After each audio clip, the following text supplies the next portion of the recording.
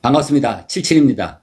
이 시간에는 일반 콘크리트에 대한 일반적인 얘기를 드리겠는데, 제가 강조하는 요 몇 가지 요소만 알면은 콘크리트에 대해서 정확히 여러분들이 판단을 하실 수 있을 것 같아요. 예. 콘크리트는 첫째, 우리가 직접 자갈이나 모래, 시멘트를 섞어서 쓰지를 않아요, 요즘에는. 너무 힘들죠. 예. 과거에는 철판 위에서 섞어서 썼는데, 그래서 레미콘을 주문하게 됩니다. 레미콘 주문할 때는 첫 번째, 강도, 얼마짜리 강도를 내가 필요한지, 강도. 그 다음에 슬럼프가 얼마짜리. 그거는, 레미콘에 말하자면 질기예요, 질기. 그 다음에, 굵은 골재 최대 치수라는 게 있습니다. 왜 자갈의 크기를 지정하냐 하지만은, 이것도 참 중요한 요소이기 때문에 이 세 가지를 정해서 이제 레미콘을 주문하게 되죠. 그리고 또 레미콘 양이, 예를 들어서 내가 도로 포장을 한다. 그래서 전체 양을 뽑아봤더니, 계산해 봤더니, 어차피 부피니까 가로, 세로 높이, 가로, 세로 두께. 그죠? 그렇게 하면 돼요. 그러면 전체가 예를 들어서 42방메타. 현장에서는 루베라 그러는데 42방메타가 나왔다 그러면은 어떻게 돼요? 레미콘 한 차가 보통 6입방메타 들어가요. 근데 현장의 경사가 이렇게 좀 세다든지 그러면은 한 5입방메타씩 실어서 나르도록 주문을 할 수도 있어요. 그러면 전체가 42방메타가 필요하다 그러면은 일단은 이제 콘크리트 타설하는 속도, 그게 건축물의 구조체인지 이 길바닥인지 속도가 다르잖아요. 그래서 레미콘 트럭을 15분 간격, 20분 간격으로 출발시켜 달라고 출하실에다 전화를 해 놓으면 됩니다. 그럼 42방미터가 필요하면은 일단은 6대 10분 간격으로, 네. 그러면 36 입방메타가 오고, 마지막은 콘크리트 이제 부어서 보면서 얼마가 남았나. 네. 보통은 펌프카가 오죠. 펌프카 기사님들이 대략 눈대중으로 이렇게 알 수가 있어요. 그러면 나머지 잔량을 주문하게 돼요. 그러면 모자르지도 않고 남지도 않고 딱 맞게 됩니다. 이 레미콘이라는 게 왔을 때 남아도 문제고 모자라도 문제예요. 한 1, 2입방메타 모자란다 그러면 또 운반비라는 게 별도로 이렇게 되는 수가 있어요. 그렇기 때문에 그런 양 계산 잘 하시면 됩니다. 요령이에요. 예. 콘크리트에서 내가 필요로 하는 강도, 이제 버림 콘크리트냐. 사실 버림 콘크리트 같은 거는 강도가 중요한 게 아니에요. 이 흙을 다지고 잡석을 깔고, 잡석 위에다가 거푸집을 설치하려니까 어떤 라인이 없잖아요, 기준이. 그래서 먹줄을 튀긴다 그랬는데, 먹줄을 튀기려니까 자갈 위에다 잘 보이지도 않고, 예. 또 거푸집을 놨을 때 어느 정도 이렇게 좀 수평 레벨이 맞아야 되잖아요. 그래서 자갈 위에 버림 콘크리트를 치게 됩니다. 그럼 그게 굳고 나면은 거기서 목수들이 이제 튀겨서 먹선이 딱 표시가 되죠. 거기에 맞게 기초 거푸집을 놓게 되죠. 그래서 버린 콘크리트는 이렇게 강도가 중요하지 않지만은, 기타 이제 도로 포장용 또는 콘크리트 골조용, 레미콘 주문할 때 왜 굵은 골재의 치수가 지정이 돼야 되냐 하면은, 보통 건축에서는 철근 콘크리트이기 때문에 어떻게 돼요? 콘크리트만 붙는 게 아니라 그 철근이 들어있죠. 그러면 철근 사이사이로 레미콘 전체 재료가 다 들어가려면은 자갈이 걸리면 어떻게 돼요? 철근, 예? 이 간격 때문에 자갈이 다 걸려서 자갈은 못 들어가고, 예? 국물만 들어갔다. 마시던 커피가 다 쏟아졌어요. 예. 제가 좀 칠칠맞게, 예? 살고 싶은데 칠칠치가 못합니다. 이렇게 하다가 또 커피를 다 쏟고, 이게 뭡니까? 이게 다 바지랑 다 젖었어요 지금. 예. 어디까지 얘기했죠 제가? 어디까지 얘기했더라? 골재. 그래서 골재의 치수가 중요합니다. 매시브한 콘크리트라 그러죠. 댐이라든지 교각 같은 거, 철근 간격이 꽤 넓을 수가 있어요. 그러면 골재를 이따만한 거 넣어도 됩니다. 왜? 미세립자를 안 넣으려고 그러죠. 미세립자가 많이 들어갈수록 안 좋은 거예요. 그거 관계 없다 그러면 뭐 때문에 특별히 콘크리트라는 거는 모래만 그냥 넣어서, 예? 모래만 들어간 게 뭡니까? 시멘트 풀과 모래. 그게 몰탈이죠, 몰탈. 몰탈만 하지 뭐 때문에 자갈까지 넣냐? 그거는 미세립자를 적게 넣고, 또 미세립자를 적게 넣음으로써 이 굵은 게 많이 들어가면 세멘트를 적게 넣을 수가 있어요. 왜? 세멘트가 비싸서 적게 넣는 게 아닙니다. 세멘트를 많이 넣으면 많이 넣을수록 세멘트라는 건 또 수화열이라고 물하고 반응해서 굳을 때 열이 나요. 그러니까 요 작은 단면은 괜찮은데 큰 콘크리트 같은 거는 자체 이제 세멘트에서 열이 나기 때문에 온도 팽창, 수축 뭐 이것 때문에 또 크랙의 원인이 될 수가 있어요. 그리고 세멘트는 어떻게 돼요? 그 물이 함께 있어야 되죠. 그렇기 때문에 여러 가지 이유로 인해서 세멘트를 되도록 적게 넣는다. 단 세멘트 죽이 충분히 골재 표면에 이렇게 코팅이 돼서 이렇게 굳는데 지장이 없을 정도의 범위 내에서 세멘트를 적게 넣을수록 고강도 좋은 콘크리트가 되는 겁니다. 여러분 생각해 보세요. 같은 한 통 안에 골재가 많이 차지할 부피, 골재가 많이 차지할수록 세멘트 죽이 들어갈 틈이 적겠죠. 그러려면 굵은 골재가 많이 들어가면 좋긴 좋아요.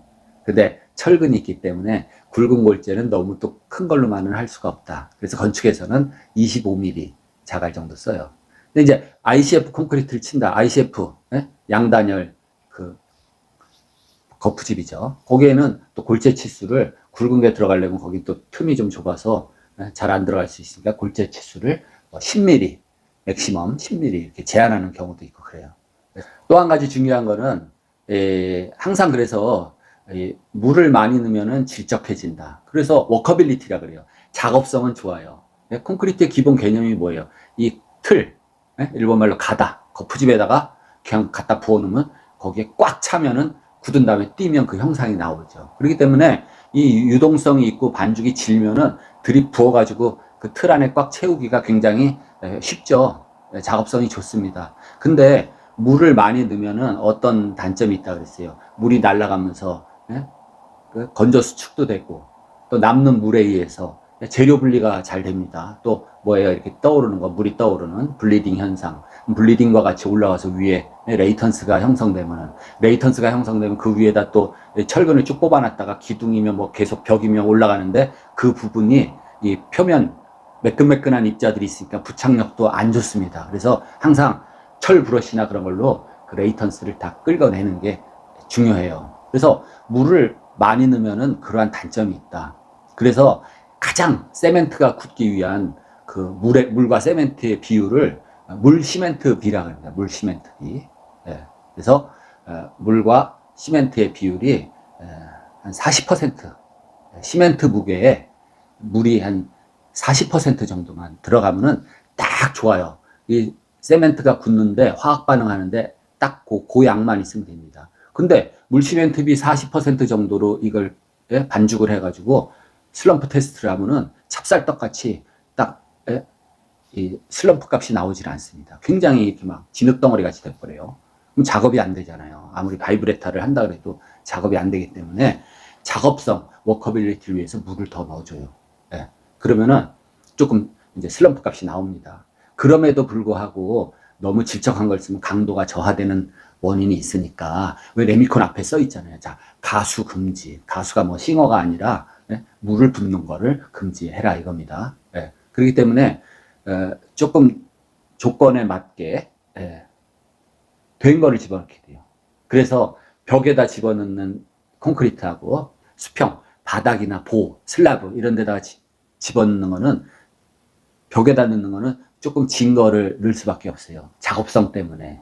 그래서 뭐 슬럼프 예를 들어서 뭐 12짜리를 쓴다. 그럼 바닥에는 슬럼프 8짜리를 써도 돼요.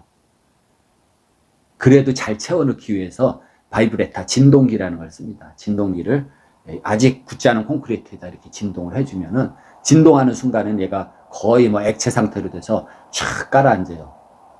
슬럼프 8cm짜리 슬럼프 콘에다가 진동기를 갖다 대면 금방 쫙 퍼져서 내려가 버립니다. 근데 조심할 거는 진동기는 철근에다가 갖다 대서 진동을 시키면 안 돼요. 이 철근 콘크리트는 철근의 장점을, 콘크리트의 그 단점을 철근이 보완을 해주죠. 보가 이렇게 휨 역할을 받을 때 이 밑바닥에 있는 철근은 이렇게 인장력을 받게 돼요. 근데 이게 파괴가 되는 거는 철근이 끊어지든지 아니면 철근이 콘크리트로부터 이 슬립, 미끄러져서 빠져버려요, 이렇게. 무슨 힘이 있어요? 예. 이 보에서 밑바닥에 이렇게 보가 휠 때 밑바닥에 있는 철근이 콘크리트에 꽉 잡혀 있어야지 얘가 힘을 쓰는 거죠. 무지하게 꽉 잡혀 있는데 더 누르면은 끊어지게 됩니다. 근데 이 끊어지는 거에 견디는 힘보다 이 붙잡고 있는 힘이 약하면은 어떻게 철근이 이렇게 빠지겠죠? 빠져요. 예. 그래서 그 잡고 있는 부착력이 좀 올라가라고 철근 마디가 대나무 마디처럼 울퉁불퉁하죠. 이형 철근이라고 하는데 그겁니다. 부착력.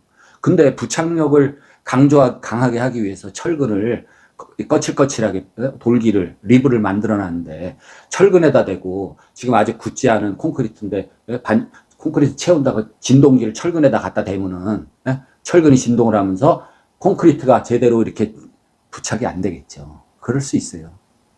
그래서 절대 바이브레타는 철근에다 갖다 대면 안 된다. 안 돼. 네? 명심하시고. 또 하나 관련된 건데 상부 철근이라는 게 있습니다.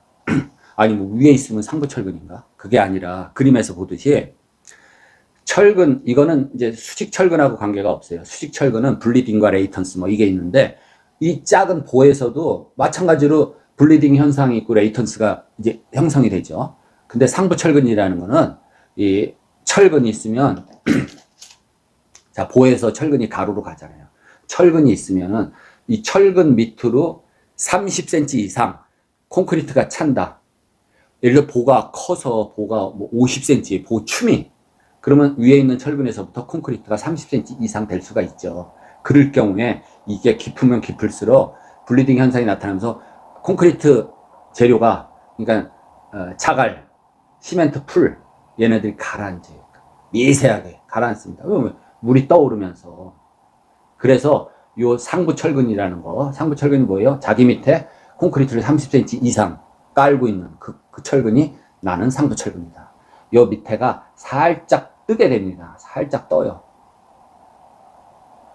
밑바닥에 있는 콘크리트 요 밑에 피복 두께밖에 없어요. 예를 들어 5cm가 있다. 하부 철근은 5cm가 있다. 그러면 5cm에서 지네가 가라앉아야 얼마를 가라앉겠어요. 그러니까 이 밑에가 뜨질 않아요. 근데 상부 철근은 이게 깊으니까 30cm 이상 되니까 가라앉아서 여기에 이게 떠서 상부 철근의 부착력이 감쇄가 된다. 예?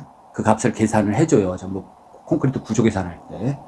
그런 겁니다. 그러니까 물을 많이 넣으면 많이 넣을수록 이게 더 많이 뜨겠죠, 여기가. 제가 물하고 같이 뒤섞여 있다가, 가라앉는.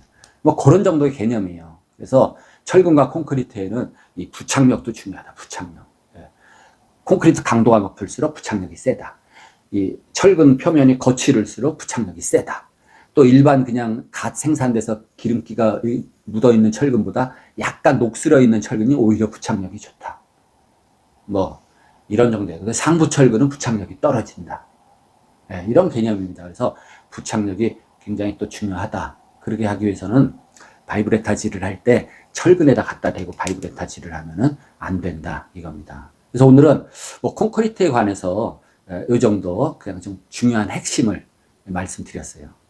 그래서 여러분들도 그 개념만 좀 잘 이해하시면은 저거는 저렇게 하면 되겠다 안 되겠다. 이 외에 정말 제가 알려드리고 싶은 그 피복 두께의 중요성이라든지 뭐 이런 것들이 많은데 그거는 또 기회가 될 때 말씀드리고 기본적인 여기까지.